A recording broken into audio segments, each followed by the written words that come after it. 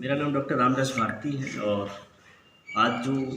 बुद्धाब्द calendar का जो हम लोगों ने अम्बेडकराब्द का जो हम लोगों ने भारतीय कैलेंडर्स बनाया हुआ है उसका हम लोगों ने आज यहाँ जनपद मऊ में विमोचन किया है। तो मैंने और हमारे साथियों ने मिलकर के इसको एक परिकल्पना किया था, जिसका हम लोगों ने ये आज से 10 साल पहले भी हम लोगों ने इसको पार्लियामेंट्री स्टेट पे हम लोगों ने प्रेस क्लब ऑफ इंडिया में भी हम लोगों ने इसको रिलीज़ किया था। तो आज इसका विमोचन, हर साल इसका हम एक बार विमोचन करते हैं और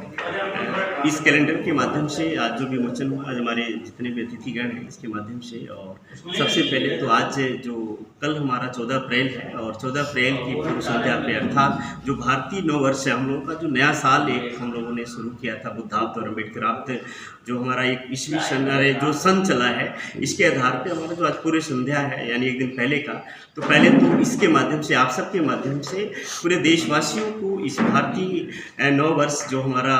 बुद्धाब्द और अम्बेडकराब्द है उसकी ढेर सारी शुभकामनाएं देते हुए आज का जो ये कैलेंडर हम लोगों ने बनाया और जो डेवलप किया है, इसके माध्यम से जैसा कि सर ने भी बताया कि ये अन्य कैलेंडरों से भिन्न क्यों, आखिर में ढेर सारे कैलेंडर्स देश में हैं तो इसकी ज़रूरत क्या है। तो पहले तो ये जानिए कि जो पूरी दुनिया में जो काम हो रहे हैं वो ग्रेगोरियन कैलेंडर, जो अंग्रेजी कैलेंडर के रूप में हम जानते हैं, इसके माध्यम से किया जाता है। लेकिन इस देश में दूसरा जो कैलेंडर हुआ जिसे हम राष्ट्रीय कैलेंडर के रूप में भी हम स्थापित कर पाए, जो इस देश का जो एक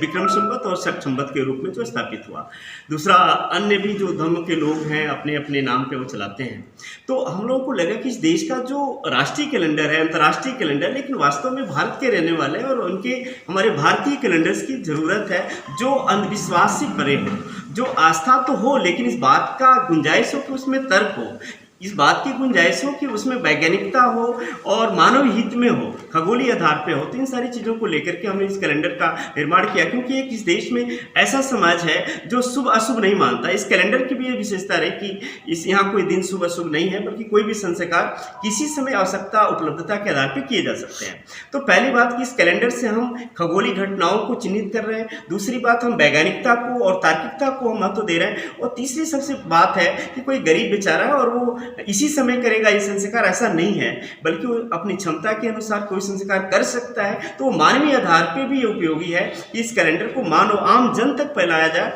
और उसके आधार पे किया जाए। इसीलिए हम लोगों ने इस कैलेंडर का निर्माण किया और पूरे देश में ये चल रहा है, ताकि हमारी अपना कैलेंडर, हमारा जो 14 अप्रैल अंग्रेजी का कैलेंडर है, हमारी पहली तारीख होगी। तो इसके माध्यम से जो हमारे 12 महीने हैं, जैसा कि अगर देखेंगे तो हमारा पहला महीना, ये कैलेंडर हम लोगों ने क्यों बनाया था, ये चीज़ है। इसमें देश के सभी सम्मानित साथी हैं जिन लोगों ने इस पर बातचीत की, लेकिन जो बुद्धाब्द और अम्बेडकराब्द की परिकल्पना है, इसकी शुरुआत की गई थी, जहां से आज पूरे देश में भी और पूरी दुनिया में भी अम्बेडकराब्द और बुद्धाब्द की कंसेप्ट हुआ। पहला हमारा ये अम्बेडकर मंथ है,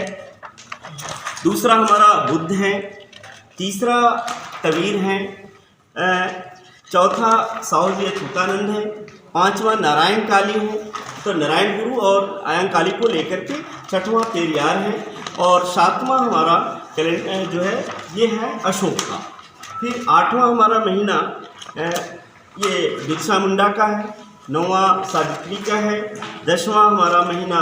रविदास जी का है, 11वां महीना हमारा जो है गाडगे साहब जी का, और अंतिम महीना हमारा फूले कांसी का है। ये 12 महीने जिसके आधार पर, जिस प्रकार से कैलेंडर है, इसके आधार पे हम अपने कल्चर को बता सकते हैं, अपनी सभ्यता को बता सकते हैं, और इससे पूरे देश में जो वैज्ञानिकता हमारी है उसको हम अपना स्थापित करने में लगे हुए हैं। एक चीज़ और ख़ास बात मैं बता दूं कि ये श्रवण परंपरा हमारी रही है इस देश की, और जितने भी कैलेंडर्स बनाए गए उसमें हम लोगों ने जो स्टडी की उसमें देखा कि ज़्यादातर उनके देवी देवता या आराध्यों के नाम पे, फिर जैसे ग्रेगोरियन कैलेंडर जो बनाए गए, जनवरियस के नाम पे जनवरी, फेब्रुअरियस के नाम पे, मार्च के नाम पे, जैसे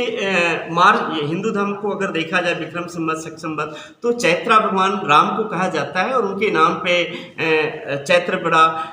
ज्येष्ठा लक्ष्मी जी की बड़ी बहन को कहते हैं ये लोग। तो ये इस तरीके का किया गया। तो ये लगा कि अगर ये कैलेंडर्स को अगर 2021 वर्ष ईस्वी सन के हो रहे हैं, तो तथागत बुद्ध का जन्म तो 2500 वर्ष पहले हुआ। तो अगर ये ऐसे धार्मिक आंदोलन को चलाने वाले पूरी दुनिया में मानवता को स्थापित करने वाले व्यक्ति को बनाने वालों ने कहाँ से छोड़ दिया। तो हम लोगों को लगा कि नहीं, ऐसे लोगों को भी महत्व दिया जाना चाहिए।